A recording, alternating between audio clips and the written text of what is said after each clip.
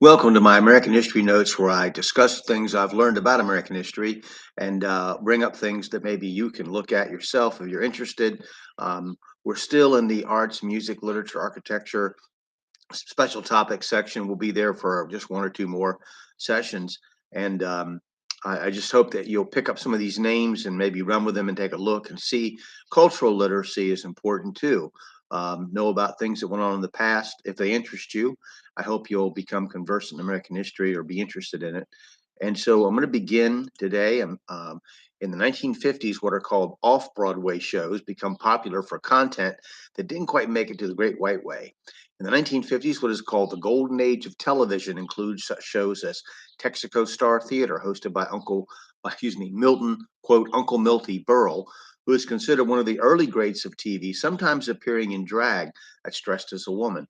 Your Show of Shows and The Lone Ranger were also part of that golden age. Arthur Godfrey's Talent Scouts, I Love Lucy, Dragnet, The Jackie Gleason Show, The Honeymooners, The $64,000 Question, Gunsmoke, Have Gun Will Travel, and GE Theater will also be popular shows. And I remember many of these and enjoyed many of them. Even Westerns will introduce social issues, often discreetly as a side story, in order to indoctrinate the public into the new morality. Just as movies, which are based on historical events, always loosely will do, they will put modern and often socialistic words in actors' mouths that a person of that time would not have said or even thought. Religious figures, such as preachers, are often ridiculed or mocked. America has moved from the colonial era, when men like Jonathan Edwards were the focus of attention, religious figures whose every utterance was taken seriously, to politicians like Jefferson and Jackson in our early years as a country, until now, when the focus of the average American's understanding of ideals and standards has degenerated to holding the acting profession and actors as leaders in social change and instructors in greater morality.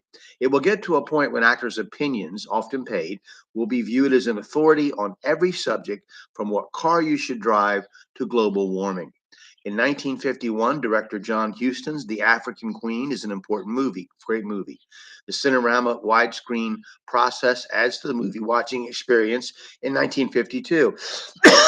Excuse me. Handheld transistor radios are first marketed in that year in the US by the Japanese company Sony. The non biblical Bible epic, The Robe, will be the first movie made in the widescreen process CinemaScope in 1953. In that same year, the first 3D movie requiring the public to wear special glasses, entitled Buona Devil, is produced. RCA markets the first color television in 1954. They were so expensive, we didn't get our first one until 1970. There are now televisions in 29 million homes, and an early example of how powerful TV can be when influencing national events.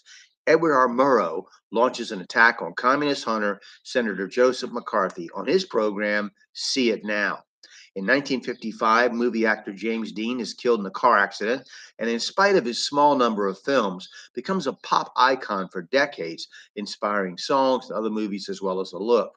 Dean was an immoral masochist who enjoyed pain, as in cigarette burns, according to some Hollywood gossip sources. But Americans by now are immune to such considerations. Since 1991, he's had a gay bar named after him on Thailand's Patong Beach. The musical West Side Story opens on Broadway in 1957 and will become a hit movie. Stereo, for stereophonic sound, will become popular in that year. In 1958, Dick Clark will move his American Bandstand from radio to television, and it will become a fixture for many decades. In 1959, photographer Robert Frank will publish his The Americans, accusing that the American life is empty and meaningless, which it becomes more and more as Americans move further away from their biblical moorings. Oh, Dad, Poor Dad, Mama's Hung You in the Closet, and I'm Feeling So Sad is a popular comedy by Black playwright Arthur Kopit in 1960. Presidential candidates Richard Nixon and John F. Kennedy square off that year on TV.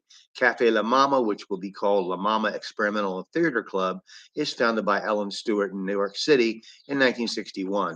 In 1961, two American movie icons will make their last film. Clark Gable and Marilyn Monroe will star in the appropriately titled The Misfits. Important movies in 1960 are Billy Wilder's The Apartment, Stanley Kubrick's Spartacus, Alfred Hitchcock's Psycho, John Sturges' The Magnificent Seven, which was a Western remake of the Japanese Akira Kurosawa's The Seven Samurai, Otto Preminger's Exodus, John Wayne's Alamo, and Richard Brooks' Elmer Gantry, a movie which was a parody and a mockery of Billy Sunday and by association all Christians who followed him. The New York Shakespeare Festival, which has been founded in 1954 by American director Joseph Papp, moves to the Delacorte Theater, an open-air facility built for it in Central Park in 1962.